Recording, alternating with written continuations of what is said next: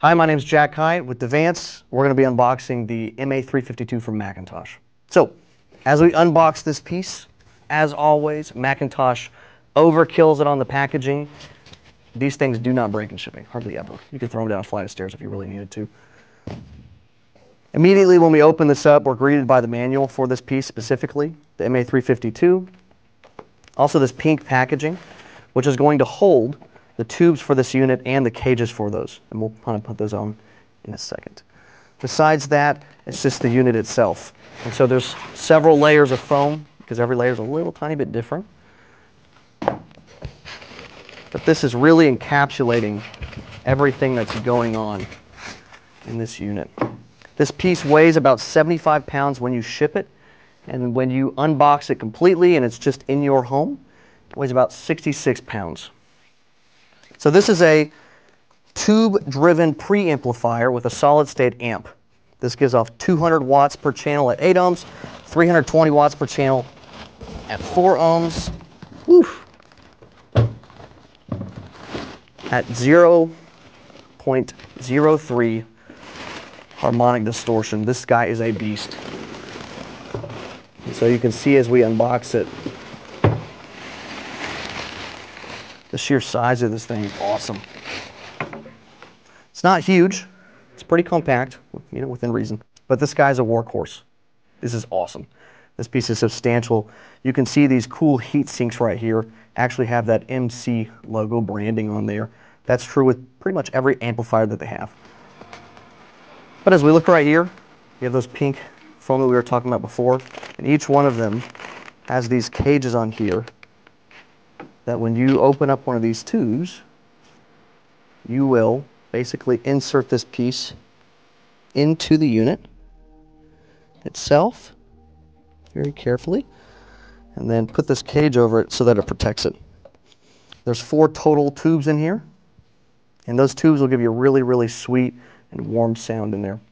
And so as we're putting all these in, you know, this is a integrated amplifier that Mcintosh has made. This piece allows you to bring in several different inputs into here, and then you just use the remote to basically, you know, power everything up. This is not a separate stance. This is more of a all-in-one kind of unit. Now it's not like a receiver that we know about nowadays. It's just for amplification and like a couple inputs. Think of it more of like an amplifier first, and then, hey, why don't we have the ability to bring in several inputs? This is also a moving magnet, and so you can attach a really solid turntable to this as well and just pull it through, play it to your speakers. So now we have all of our tubes in there. When we turn this guy on, these actually light up green until they warm up, and they warm up to this nice amber color in there. As we turn this guy around, you have a pair of terminals on the back side. These are rated at 4 ohms. That's how it should be. They are great. They work really, really well. We have a couple different inputs right here. We have a pair of balanced inputs. We have outputs, all the power controls you could ever need for really integrating this into your system. And then obviously the power port. And there's a fuse right here. This is the back panel of this MA352. As you can see, we have a pair of speaker terminals on each side. These are rated for 4 ohms. These are really going to make sure that you're getting as much pass-through as possible from a wattage perspective, from an amperage perspective.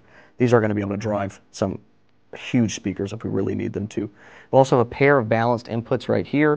We have several unbalanced inputs as well, and all the power controls. So when you're integrating this into a regular Mcintosh system that is using, you know, these 12-volt triggers, this just seamlessly feeds in. This fuse right here, if this guy blows, which is super, super rare, that little fuse is like 25 cents. Really, really easy to replace.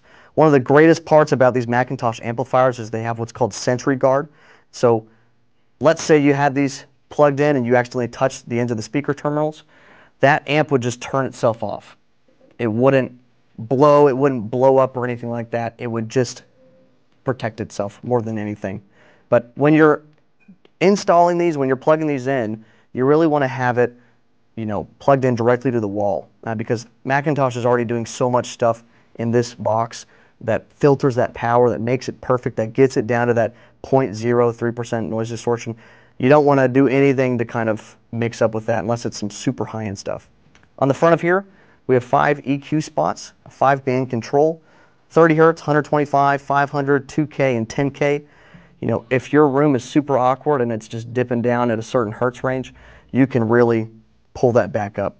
As well, we have a headphone input on here, or output, for any set of headphones that you want to have. This guy's going to be able to drive them. It does phenomenal at that. And this is the front plate for that. You can see the same LCD screen that you're going to see pretty much on every Mcintosh product that is in any way digital. It's just going to show you the most basic pieces on there with some wattage, you know, showcase pieces. And that's really the fame and glory of Mcintosh, those gorgeous lights. As we look back here, you can see that those guys they're ready to go at any point. So if you're looking for an MA352, you know where to call. But my name's Jack. Thanks for watching our video.